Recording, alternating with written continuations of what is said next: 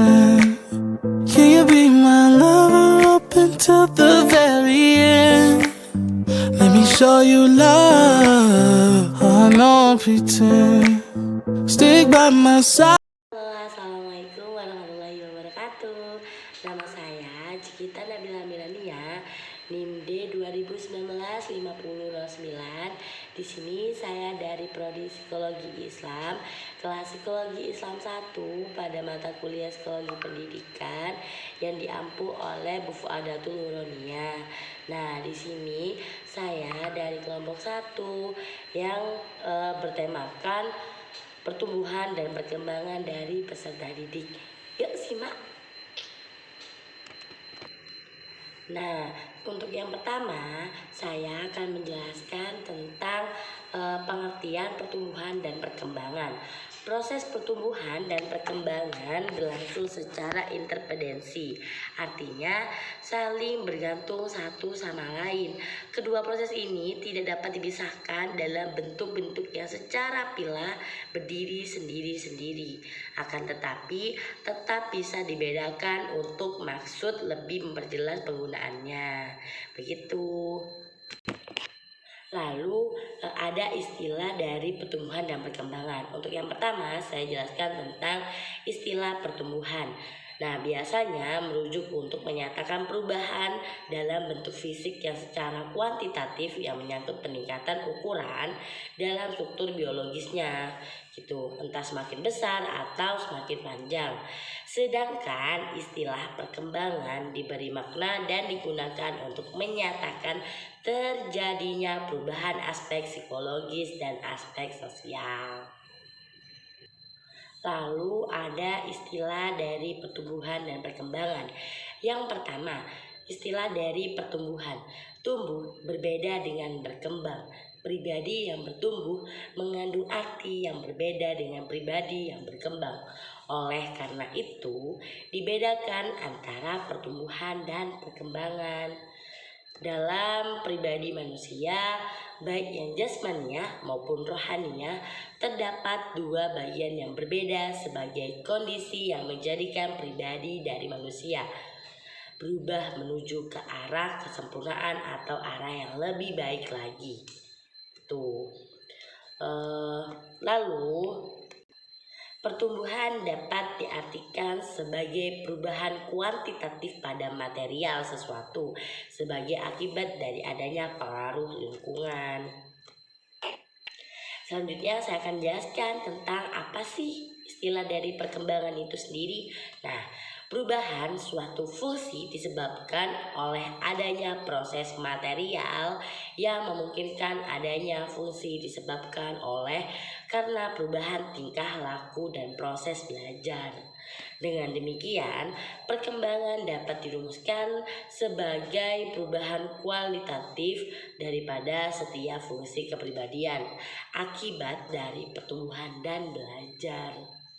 Sebenarnya istilah pertumbuhan dan perkembangan ada persamaannya, yaitu setidak-tidaknya kedua istilah tersebut menunjukkan adanya proses tertentu dan terjadinya perubahan-perubahan menuju ke depan atau taraf yang lebih tinggi serta tidak begitu saja diulang kembali. Nah, bahkan ada yang lebih senang menggunakan istilah pertumbuhan saja untuk lebih menunjukkan bahwa seseorang akan selalu bertambah dalam berbagai macam kemampuan atau diferensiasi dan akhirnya dia sampai pada tingkatan yang lebih tinggi, yaitu kemampuan yang terintegrasi. Seperti itu. Berikutnya, saya akan menjelaskan tentang aspek-aspek perkembangan dan pertumbuhan dari peserta didik. Untuk yang pertama, hakikat pertumbuhan dan perkembangan dari peserta didik. Dari berbagai definisi para ahli akan diperoleh pertanyaan bahwa istilah pertumbuhan tidak bisa dipisahkan secara tajam. Namun, bila ingin dibedakan, maka pertumbuhan ini lebih merujuk pada perubahan fisik, sedangkan perkembangan lebih menuju pada perubahan psikis, di mana perubahan-perubahan tersebut itu terjadi akibat dari kekuatan-kekuatan intern secara otomatis dan kekuatan-kekuatan dari luar Yang kedua ada pertumbuhan peserta didik. Nah, pertumbuhan fisik peserta didik adalah perubahan fisiologis yang bersifat progresif, kontinu, serta berlangsung pada periode tertentu. Ada yang pertama karakteristik, yang karakteristik ada umum, terus wanita, pria, itu termasuk dari karakteristik. Lalu yang kedua ada faktor yang mempengaruhi. Nah, faktornya ini dari faktor keluarga, faktor keturunan. Faktor keluarga tadi itu ada faktor turunan, ada faktor lingkungan, lalu ada pengaruh gizi. Itu juga berpengaruh sekali terhadap pertumbuhan dari peserta didik. Lalu ada juga gangguan emosional. Ada jenis kelamin, ada status ekonomi, ada kesehatan, pengaruh bentuk tubuh. Nah, lalu saya akan menjelaskan tentang apa sih faktor-faktor pendorong kelanjutan perkembangan motor skill. Nah, yang pertama itu ada pertumbuhan dan perkembangan sistem syaraf. Nah, ini berkaitan dengan tumbuh kembang kecerdasan atau meningkatnya kecerdasan dan berubahnya tingkah laku. Yang kedua ada pertumbuhan otot-otot. Nah, peningkatan kemampuan dan kejahatan jasmani dalam menciptakan sesuatu seperti kerajinan tangan akan semakin meningkatkan kualitasnya dari masa ke masa. Lalu ada pertumbuhan dan perkembangan fungsi kelenjar endokrin, mempengaruhi pola sikap dan tingkah laku terhadap lawan jenis, menarik perhatian lawan jenis, berubahnya gaya atau penampilan. Selanjutnya ada perubahan struktur jasmani, berpengaruh terhadap perkembangan kemampuan dan kecakapan motor skills anak, mengubah konsep diri anak tersebut. Lalu yang selanjutnya saya akan menjelaskan tentang peran peserta didik dalam mengatasi permasalahan pertumbuhan dan perkembangan dari peserta didik itu sendiri. Nah, yang pertama ada perkembangan peserta didik. Para ahli di bidang ilmu psikologi beranggapan bahwa peserta didik itu mengalami karakteristik yang labil. Itu karena peserta didik berada pada kondisi yang mengalami banyak perubahan, mulai dari masa anak-anak menuju ke remaja, kemudian dari masa remaja menuju ke dewasa. Nah, hal-hal tersebut itu dapat ditandai dari beberapa hal. Yang pertama ada dapat membangun interaksi yang matang dengan teman sebaya. Yang kedua ada mampu menerima dan dapat belajar peran sosial di dalam masyarakat. Ada menggunakan keadaan fisik dengan efektif dengan kesadaran self-acceptance.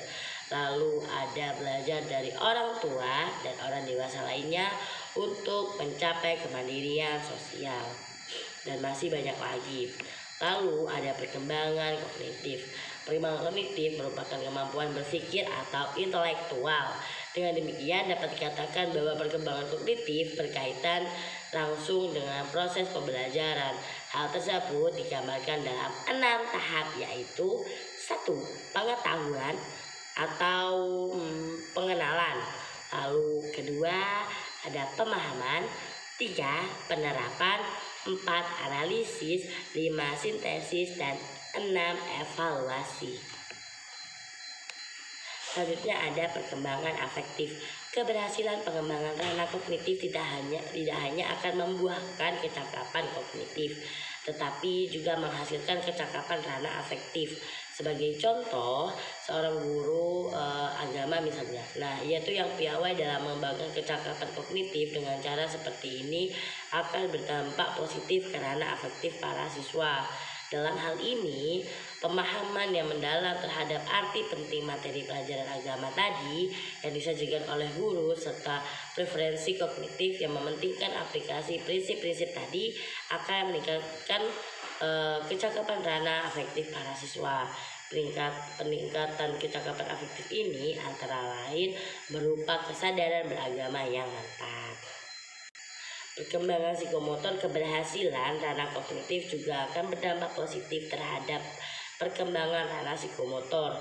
Kecakapan psikomotor adalah segala amal jasmania yang konkret dan mudah diamati, baik kuantitasnya maupun kualitasnya. karena sifatnya terbuka. Namun, kecakapan psikomotor tidak terlepas dari kecakapan afektif. Jadi, kecakapan psikomotor siswa merupakan manifestasi wawasan pengetahuan dan kesadaran serta sikap mentalnya. Nah, kemampuan psikomotorik ini dibagi menjadi 5 tahapan, yaitu meniru, memanipulasi, akurasi gerak, artikulasi, naturalisasi, atau otonomisasi. Nah, ada contoh permasalahan peserta didik ini salah satu permasalahan yang serius yang dihadapi dunia pendidikan sekarang ini adalah rendahnya kualitas pembelajaran, termasuk pembelajaran agama. Proses pembelajaran pendidikan agama ini terjadi kerap kali baru bersifat seadanya, rutinitas, formalitas, kering, dan kurang makna. Nah, kualitas macam itu akan menghasilkan mutu pendidikan agama yang rendah pula. Berikutnya ada masalah perilaku konsumtif peran pendidik dalam mengatasi permasalahan pertumbuhan.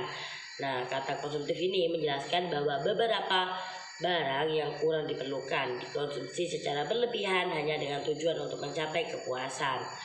Nah, berikut itu ada hubungan antara produsen dan konsumen. Yang pertama itu ada masalah perkelahian atau tawuran antar peserta didik. Terus ada masalah frustasi dan stres. Lalu ada masalah narkoba dan miras. Ada masalah penipuan terhadap orang tua. Itu. Terus ada peran pendidik dalam mengatasi permasalahan perkembangan peserta didik. Dalam Islam, pendidik atau guru adalah orang yang memegang amanah untuk mendidik dan mengajar, serta memiliki peran transfer of knowledge dan transfer of value. Nah, harapannya guru dapat memberikan misi ilmu pengetahuan dengan menyesuaikan perkembangan dan tuntutan masa depan. Guru berperan aktif dalam membantu tugas negara, yakni mencerdaskan kehidupan bangsa, dan itu tercantum dalam konstitusi negara kita. Di sisi lain, guru juga sebagai second parents atau orang tua kedua setelah orang tuanya di rumah. Seorang guru adalah insan pemberi ilmu. Seorang guru adalah penerang bangsa dan pembangun budaya yang harus dihormati serta berbakti kepada ibu dan bapak. Peranan guru adalah terciptanya serangkaian tingkah laku yang saling berkaitan yang dilakukan dalam suatu situasi tertentu serta berhubungan dengan kemajuan perubahan tingkah laku dan perkembangan siswa yang menjadi tujuannya. Tugas dan peran tidaklah terbatas di dalam masyarakat. Bahkan guru pada hakikatnya merupakan komponen strategis yang memiliki peran yang penting dalam menentukan gerak maju kehidupan bangsa. Bahkan keberadaan guru merupakan faktor kondisio sine qua non yang tidak mungkin digantikan oleh komponen manapun dalam kehidupan bangsa sejak dulu, terlebih-lebih pada era kontemporer saat ini. Nah, lalu apa sih peran pendidik dalam menghadapi permasalahan perkembangan peserta didik? Nah, antara lain itu yang pertama, memberikan pengetahuan dan pemahaman tentang kesehatan reproduksi, bahaya seks bebas dan penyalahgunaan narkoba serta miras. Yang kedua, membantu peserta didik mengembangkan sikap apresiatif terhadap postur tubuh atau kondisi dirinya. Yang ketiga, ada memberikan pelatihan untuk mengembangkan keterampilan memecahkan masalah dan mengambil keputusan. Yang keempat, melatih peserta didik mengembangkan resiliensi, kemampuan bertahan dalam kondisi sulit dan penuh godaan. Yang kelima, menjalin hubungan yang harmonis dengan peserta didik dan bersedia mendengarkan keluhan dan problem yang dihadapinya. Tuh.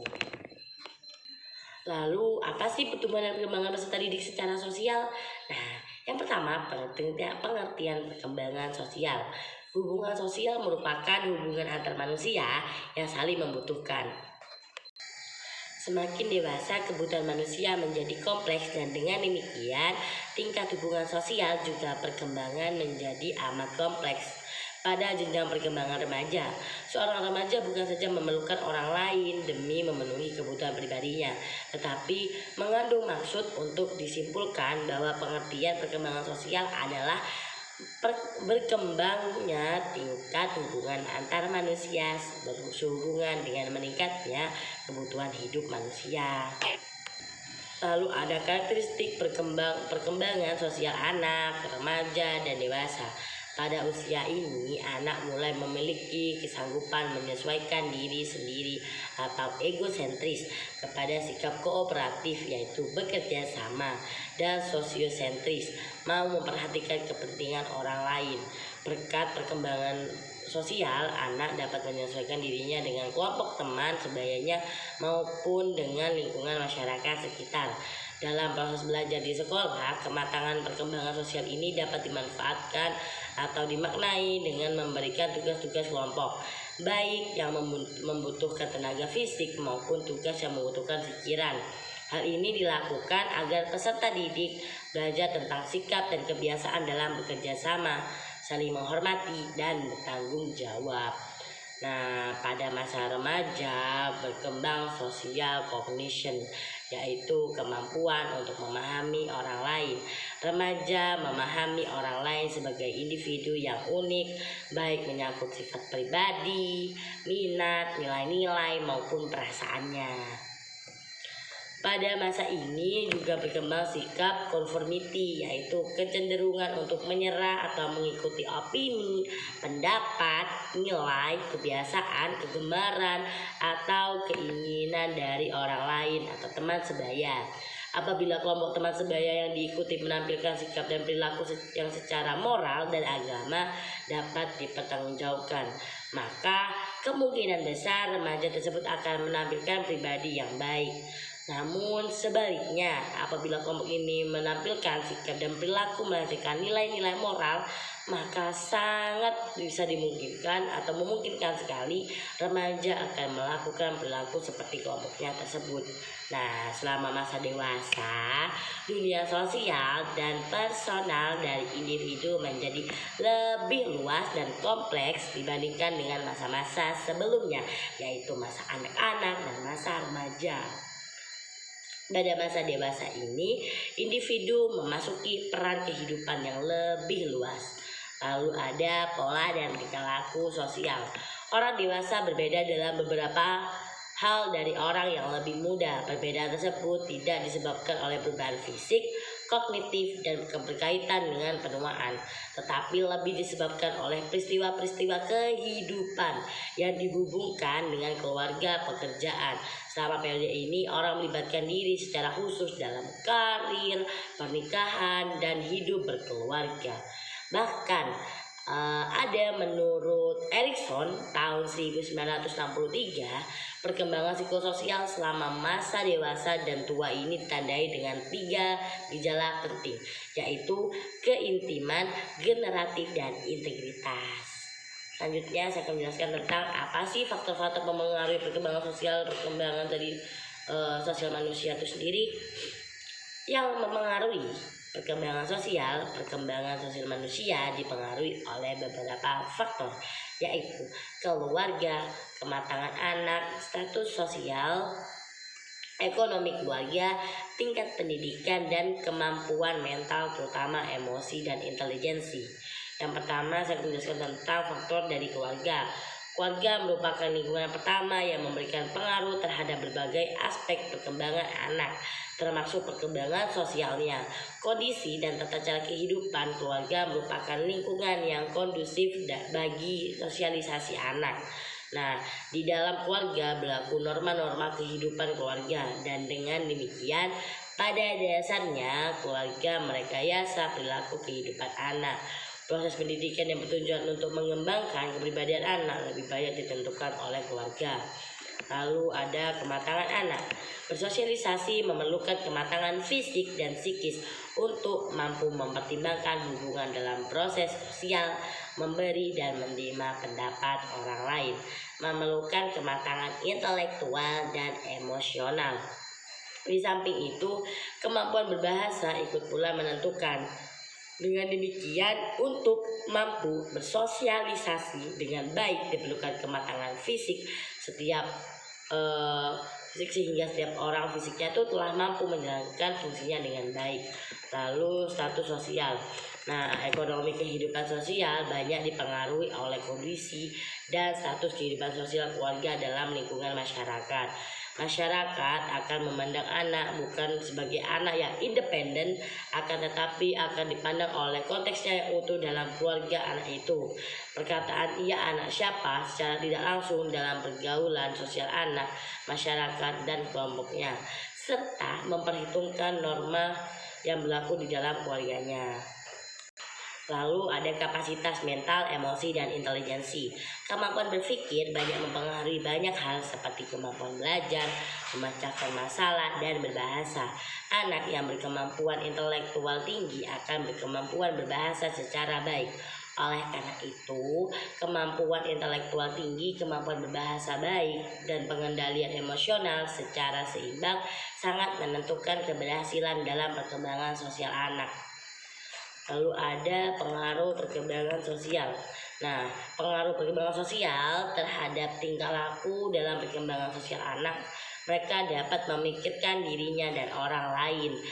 Pemikiran itu terwujud dalam refleksi ke diri yang sering mengarah ke penilaian diri dan kritik dan dari hasil pergaulannya dengan orang lain.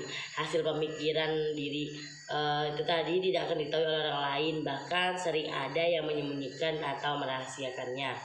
Pikiran anak sering dipengaruhi oleh ide-ide dan teori-teori yang menyebabkan sikap kritis terhadap situasi dan orang lain termasuk kepada orang tuanya.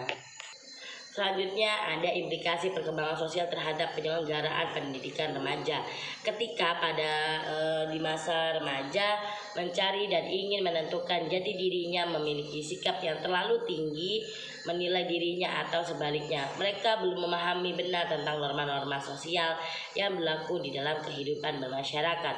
Keduanya dapat menimbulkan hubungan sosial yang kurang serasi karena mereka sukar untuk menerima norma sesuai dengan kondisi dalam kelompok atau masyarakat. Yang berikutnya ada lingkungan keluarga.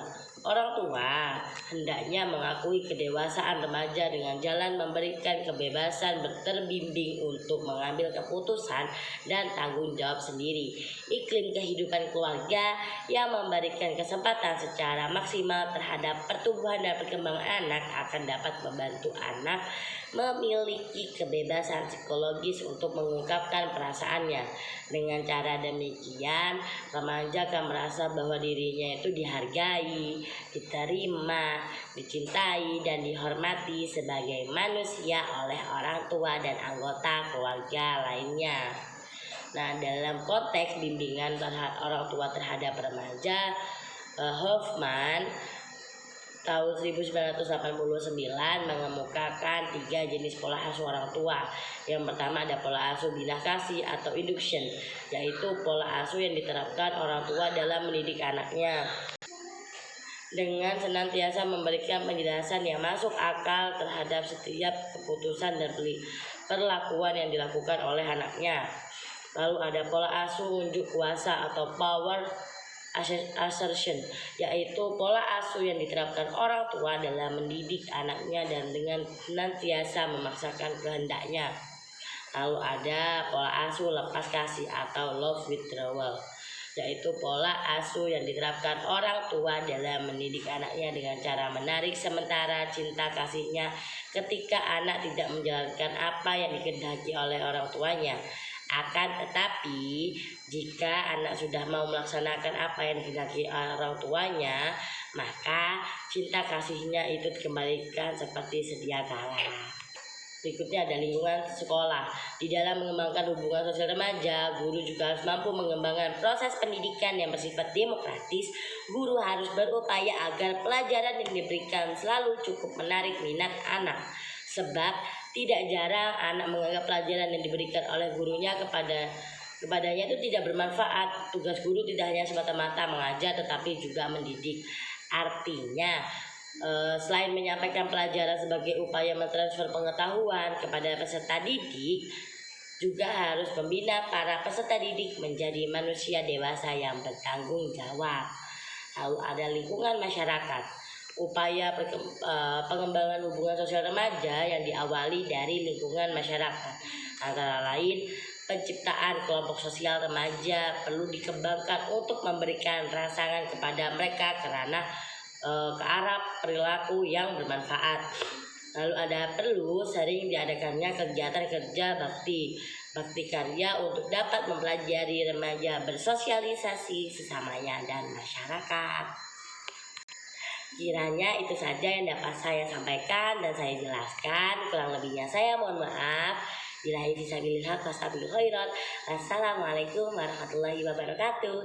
Semoga bermanfaat. Dadah.